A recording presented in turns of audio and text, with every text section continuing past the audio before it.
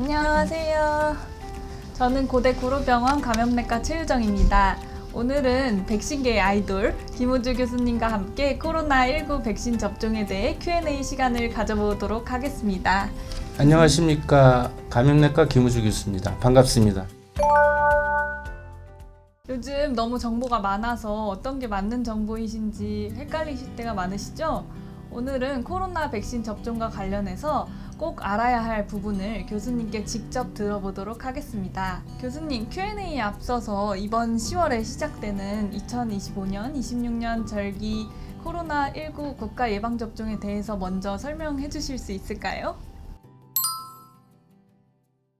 많은 국민들이 궁금하시는 것이 누가, 언제, 어디서 접종을 하느냐인데, 이번 25, 26 절기 국가 예방접종은 LP8.1 변이 바이러스로 만든 코로나19 백신이고요. 현재 530만 도즈가 공급이 된다고 합니다.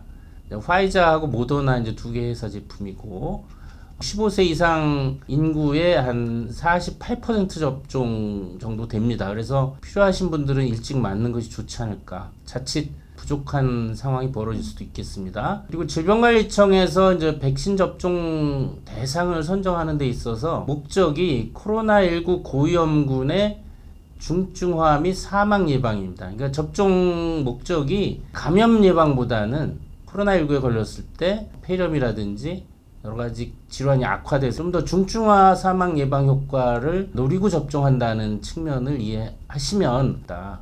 그러면 시청자분들이 가장 궁금해하는 게 바로 내가 맞아야 되나 이런 거일 것 같은데 혹시 어떤 분들이 맞는 게 좋을까요? 접종 대상은 세 군입니다. 첫째는 65세 이상 어르신, 생후 6개월 이상 면역 저하자, 스테로이드와 같은 면역 억제제를 복용하는 분들, 항암 치료를 하면서 면역 억제제 투약하는 분들, 그다음에 선천성 면역이 있는 질환이 있는 분들, 이렇게 좀 한정이 돼 있습니다. 그리고 세 번째는 감염 취약시설 입원 입소다. 쉽게 얘기하면 요양원, 요양병원 입소자를 얘기하는 겁니다. 그래서 75세 이상은 10월 15일부터, 70에서 74세는 10월 20일부터, 65세에서 69세는 10월 22일부터 이렇게 순차적으로 접종하고, 면역 저하자와 감염 취약시설 입원 입소자는 10월 10일부터 쭉 맞으시면 됩니다. 그러면 국가 접종에 해당되지 않는데 혹시 맞고 싶거나 아니면은 꼭 맞아야 하는 분들도 있을까요? 대한감염학회처럼 전문가 단체는 코로나19 백신 접종 권장 대상을 정했습니다. 첫째는 코로나19 감염 위험이 높거나 중증 코로나 감염증 위험이 높은 모든 성인에게 코로나19 백신을 접종을 권고한다고 돼 있어요. 정부의 접종 대상이 포함되어 있지 않은 만성 질환자 분들이 전문가학회에서는 권고를 하고 있습니다. 예를 들어서 65세 미만의 만성 내과 질환자들은 본인 부담으로 접종을 해야 되는 상황이 됐고요. 그 다음에 임신부의 경우는 정부 무료 접종 대상에서는 빠져 있어요. 근데 이제 학회에서는 임신부도 코로나19에 걸리면 조산, 유산 여러 가지 중증화 위험이 있기 때문에 맞는 것이 좋겠다 이렇게 돼 있고, 세 번째는 의료기관 종사자와 감염 취약시설 종사자. 지금 정부 접종 대상에서 빠져 있습니다. 물론 작년 겨울에는 백신이 남는 경우에 의사 간호사라든지 요양병원 요양원에 있는 의료진 종사자 접종을 할 수 있다고 돼 있었는데 올해는 아예 빠져 있어요. 최정 교수님 근무 중에 코로나 걸린 적이 있죠? 네. 예, 그래서 이 의료기관의 의사 간호사들은 사실 감염 위험도 높고 또 걸리면 환자 진료에 차질이 빚어지기 때문에 사실 국가가 좀 예방접종을 무료로 해줬으면 좋겠는데 빠져 있습니다. 마지막으로 6개월 이상의 모든 소아와 성인은 코로나19 백신을 접종할 수 있다. 본인이 맞고 싶다 하는 분들이 있거든요. 조금이라도 코로나19의 위험을 난 피하고 싶다. 이런 분들도 맞을 수 있다라고 폭넓게 인정을 했는데, 사실 이 대한감염학회에서 코로나19 백신 접종 권장 대상은 미국 CDC 권고안하고 거의 유사합니다. 65세 미만의 만성 질환자도 많잖아요, 요즘. 예. 암 환자도 있고 당뇨 환자도 있고 심혈관 질환도 많고. 그래서 이 부분들이 좀 취약한 것 같아요. 일반인들은 정부 무료 접종 대상이 아니니까 나는 고위험군이 아니다라고 이제 오해할 수도 있고. 그러니까 이 부분을 좀 강조를 하고 싶은데 65세 미만이라도 코로나19에 걸렸을 때 중증 질환으로 진행될 위험이 높은 분들도 맞아야 된다. 심혈관 질환, 뇌혈관 질환, 또 만성 폐질환, 당뇨, 만성 콩팥병, 만성 간질환, 치매, HIV 감염, 정신질환, 또 비만도 포함됩니다. 그 다음에 아까 얘기한 임신, 현재 또는 과거 흡연, 여기 이제 면역 결핍 질환이나 이식 환자나 스테로이드 면역제제 사용은 이제 정부 무료 접종에 겹치죠. 그렇지만 상당수의 이제 만성 내과 질환자들은 정부 무료 접종 대상에 빠져 있다. 그렇다고 코로나19에 안전한 건 아니다. 그러면 교수님, 이게 접종을 망설이는 이유 중에 하나가 비용일 텐데요. 혹시 뭐 다 다르겠지만 본인 부담이 어느 정도 될지 예상하시나요? 백신 회사에 물어본 걸로는 이제 확정적인 가격은 아니지만은 적어도 10만 원 이상일 거다. 물론 의료기관에서 또 거기에다가 접종 비용을 덧붙이기 때문에 10만 원보다 훨씬 더 본인 부담 비용이 커집니다. 그래서 사실 정부가 좀 폭넓게 좀 더 많이 예산을 확보해서 코로나19에 중증 사망 위험이 높은 분들한테 무료 접종 대상을 좀 확대했으면 하는 바람은 있는데 올해 정부 접종 대상으로는 좀 한계가 있는 것 같습니다. 교수님, 많은 분들이 가장 걱정하는 게 바로 부작용일 것 같아요.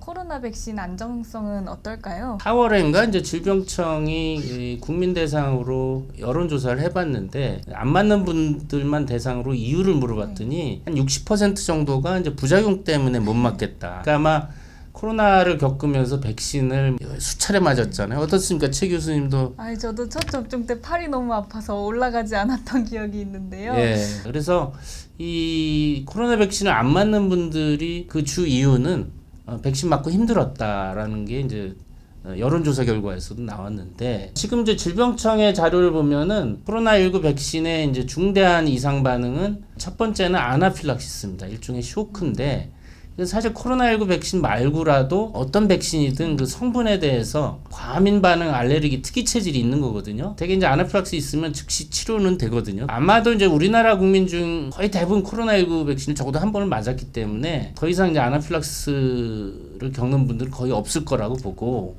하나가 이제 우려되는 거는 심근염, 심낭염 사례인데 20대, 30대의 젊은 남자에서만 유별나게 이제 mRNA 백신 맞고 10,000명 중에 한 번 심근염, 심낭염이 발생하는 사례는 이미 많이 보고가 됐죠. 물론 대부분 그 자연 치유는 된다고는 하지만은 심근염, 심낭염 자체가 중증 이상 반응이기 때문에 피해야 되는데 코로나19 백신 접종 대상 보면은 20, 30대 젊은 남자는 대상에 포함 안 돼 있어요. 예, 그러니까 사실은 지금 정부라든지 대한감염학회에서 추천하는 접종 대상만 맞는다면 심근염, 심낭염 문제는 없죠. 왼쪽에 보면 전체 이상 사례 신고율이 2022년, 23년 절기는 0.027였는데 신고율이 지금 0.004로 현저히 줄어들었습니다. 그리고 그 중에서도 중대한 이상 사례는 병원에 입원하거나 병원에 병문에서 특별히 치료가 필요한 그런 사례거든요. 이 경우도 0.009에서 0.00005까지 현저히 줄어들었습니다. 모더나 같은 경우는 100마이크로그램에서 50마이크로그램 줄었다라는 것도 있지만은 항원량이 주니까 이제 이상 사례도 줄죠. 또 하나는 그 전에 이상 사례를 겪은 일종의 부작용을 겪은 분들은 안 맞게 되니까 이상 사례가 줄죠. 백신을 맞고 큰 어려움이 없었던 분들만 골라서 또 맞게 되니까 이상 사례가 감소하는 설명이 될 수 있습니다. 어쨌든 초기보다 백신의 안전성 문제는 큰 이슈가 안 된다. 상당히 안전해졌다. 단지 이제 사람마다 좀 개인차가 있어서 저 같은 경우는 뭐 매번 mRNA 백신 맞고 열도 나고 온몸도 쑤시고 한 몸살 기운이 이틀 정도 있어서 아예 저는 백신 맞기 전에 타이레놀 2알을 먹고 주중보다는 주말에 맞고 주말에 그냥 쉬는 어떻게 보면 이제 제가 적응을 한 거죠. 그런 방법도 괜찮은 것 같습니다. 주변에서 요즘 코로나 이제 괜찮은 거 아닌가요? 이런 질문을 좀 많이 받는데요. 사실 여전히 문제가 많이 되고 있죠. 현장에서 보면 요즘 유행 상황은 어떤가요? 코로나19 팬데믹 상황에서 이제 정부가 백신 접종으로 집단면역 생기면 이제 종식된다.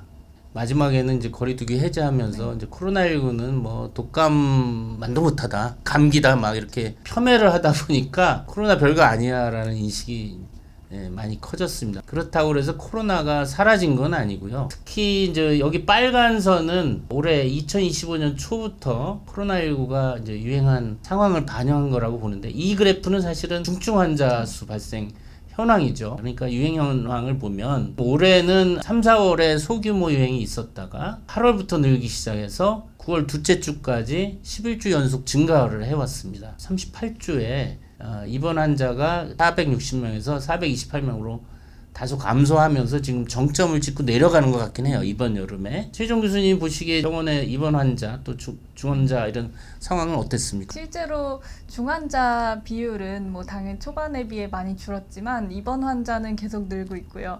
교수님 설명해 주신 것과 같이 이게 여름에는 사실 인플루엔자는 거의 없잖아요. 그래서 그렇죠. 인플루엔자 환자는 없는데 코로나 환자는 지금 계속 오늘까지도 늘고 있는 추세입니다. 코로나19는 겨울에만 유행한다 이렇게 생각들을 많이 하시는데, 지금 여기 보면은 점선은 2024년 유행 곡선이거든요. 그래서 지난 2년 동안에 이제 코로나19 유행을 평가해 봤을 때는 1년에 2차례 유행한다. 2, 3월에 소규모 유행이 있고 8, 9월에 좀 크게 유행한다.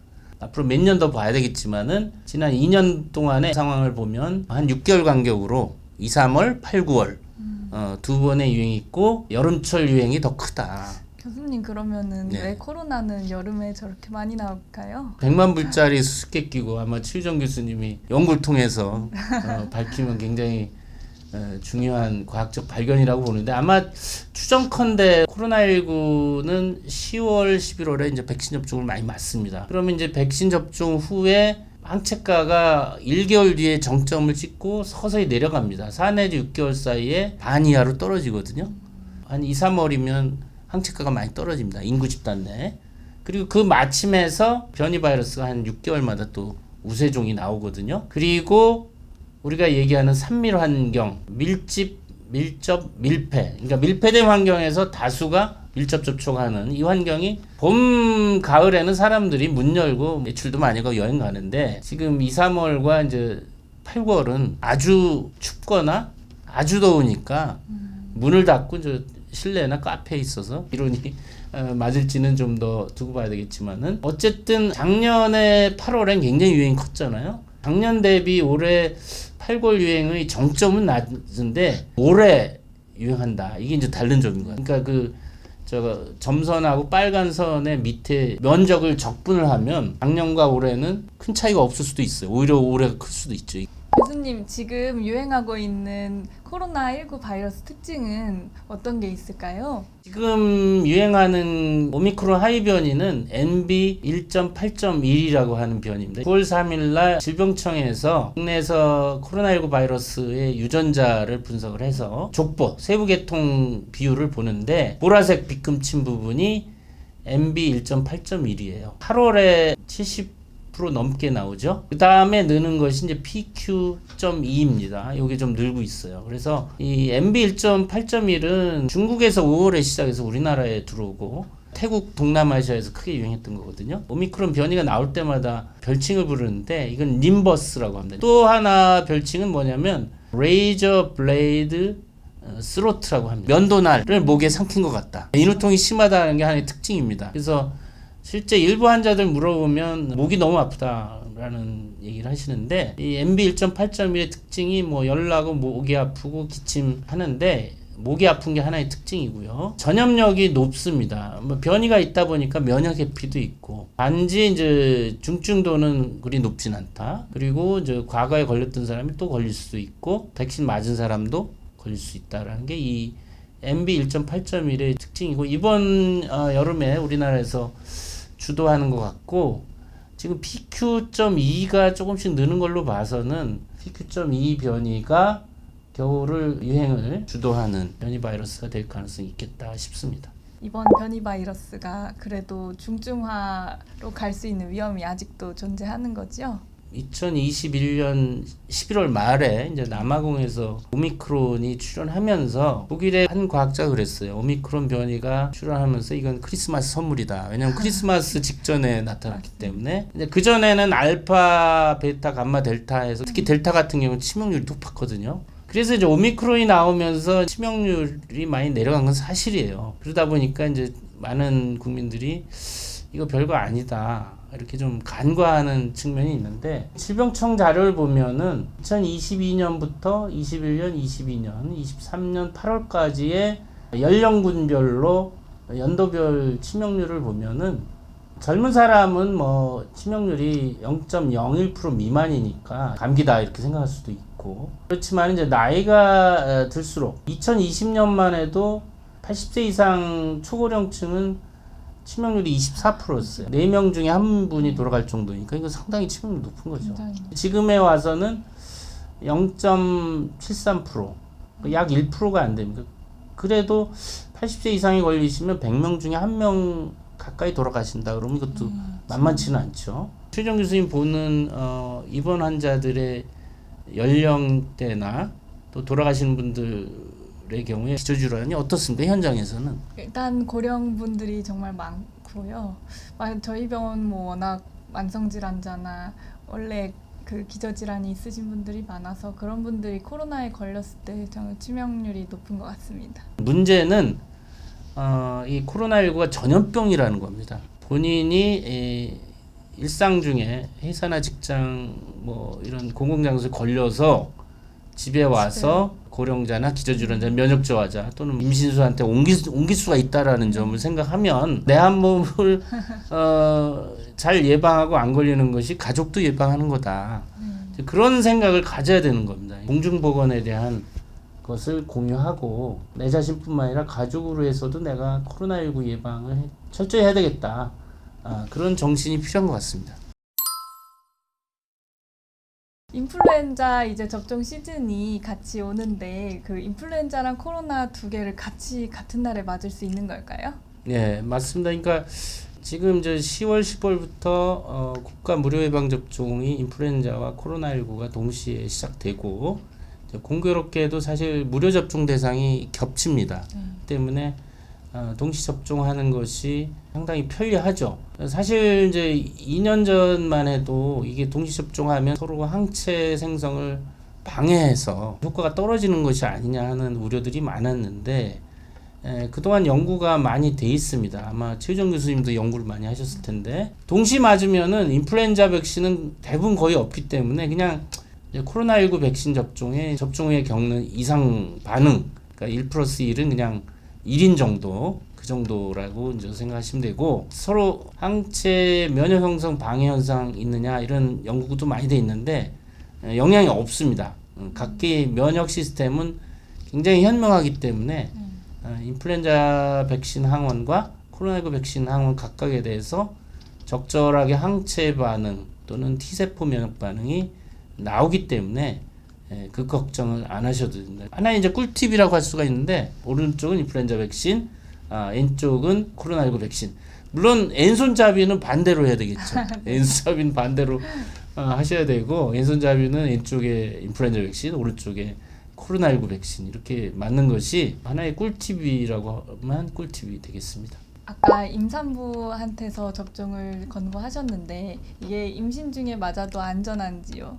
우려들이 있으신 건 당연하죠. 왜냐하면 태아를 임신하고 있기 때문에 태아에 어떤 영향이 있느냐 이런 또 걱정도 있는데, 코로나19 백신을 임신부가 안 맞았다 그리고 코로나19에 걸렸다 그러면은 코로나에 걸리면 열 나고 또 폐렴이 올 수가 있고 호흡곤란이 있으면 태아에 저산소증도 오고 유산이나 조산 우려가 리스크가 올라갑니다. 코로나19 백신을 임신부가 맞으면 물론 맞으면서 아프고 쑤시고 그럴 수는 있지만은 코로나19에 대한 항체가 생겨서 임신부도 예방이 되고 태아도 감염 예방이 됩니다. 특히나 이제 임신 말기에 맞으면 혈액 내에 코로나19 항체가 태반을 통해서 신생한테 전달이 되기 때문에 보통 백신은 6개월 이하의 신생아는 안 맞고 못 맞거든요. 그때 순전히 엄마로부터 전달된 백신 면역 항체로 코로나19 예방이 돼야 되기 때문에 코쿤 이펙트라고 하는데, 임신부가 맞으면 태아 내지 신생아까지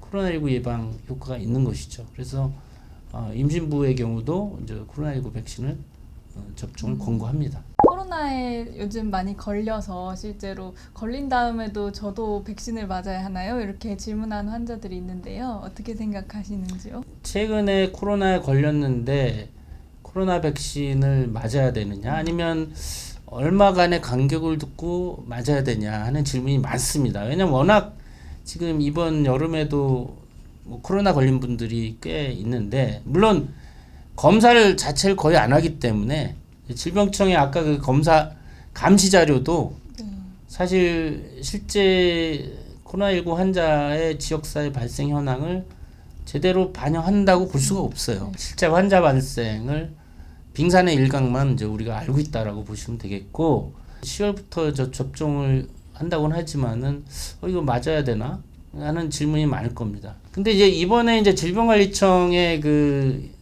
국가예방접종 무료 접종 기준에 보면은 이 접종 간격에 대한 얘기가 없어요. 없어졌어요. 제가 전문가로서 말씀드리자면, 급성기에 지금 코로나19 증상이 있을 때는 맞을서는 안 되겠죠. 그러니까 회복되고 적어도 1개월 이후에 맞으면 된다라고 이제 말씀을 드리겠습니다. 왜냐하면 코로나에 걸리고 나서 백신을 맞는다고 해서 부작용이 커지거나 또 항체가 더 안 생기거나 그런 건 아닙니다. 오히려 코로나19에 걸리고 면역이 생긴 데에다가 코로나 백신을 맞으면 일종의 부스터 효과로 항체가가 더 크게 뛰기 때문에 이번 겨울에 코로나19 예방을 더 효과가 올라가게 되죠. 그럼 이번 백신 접종에서 어떤 효과를 기대할 수가 있을까요? 코로나19 백신이 지금 그 유행하는 MB 1.8.1이나 변이 바이러스주하고 상당히 가깝습니다, 유전적으로. 그래서 지금 백신을 만들어서 접종하기 때문에 실제 유행하는 MB 1.8.1 예방 효과는 내년 초 정도나 결과가 나오겠죠. 그러니까 지금 말씀드린 거는 예상입니다. 이거는 이제 사실 작년에 발표된 거라서 현재 지금 백신은 아닙니다. 그래서 그 유추해서 예상을 해보면 여러 연구가 있어요. 국내 연구도 있고 외국 연구도 있으면 감염 예방 효과는 대개 한 5, 60% 정도 됩니다. 근데 이제 중증 사망 예방 효과는 7, 80%로 상대적으로 높아요. 그건 이제 T세포 면역이 항체 면역 플러스 T세포 면역이 관여가 되기 때문에 이 백신을 맞으면 중증 사망 예방 효과가 감염 예방 효과보다 높습니다. 이제 서두에도 얘기했지만 이제 질병관리청은 백신 접종하는 목적이 중증 사망 예방을 목적으로 한다 그렇게 얘기를 했잖아요. 그러니까 지금 감염 예방 효과는 상대적으로 낮지만은 중증, 특히 65세 이상 뭐 만성질환자, 면역 저하자, 고위험군에서 중증 사망 예방 효과는 7, 80%로 높기 때문에 이번 백신도 이제 그 정도 예방 효과가 있을 거라고 예측이 됩니다. 같은 오미크론 변이기 때문에. 최정 교수님 연구도 많이 하시고 논문도 발표를 하셨는데 실제 연구자로서의 그 견해를 한번 얘기를 해보시죠. 네, 사실 저희도 효과를 추정하고 있는데 말씀해 주신 대로 한 5, 60%, 7, 80% 기대가 되고요. 사실 이게 인플루엔자도 마찬가지로 걸리지 않는 것도 중요하지만 걸린 다음에 증상이 얼마나 심한지, 뭐 중증화가 되지 않는지 그런 예방 효과도가 중요하기 때문에 그런 의미에서 코로나 백신을 접종하면은 좀 중증으로 가는 예방 효과를 기대할 수 있지 않을까 생각하고 있습니다. 시청자 여러분, 올 가을 코로나 백신 접종으로 건강한 겨울을 준비하시길 바랍니다. 교수님, 저희 다 같이 외쳐볼까요? 굿바이 코로나.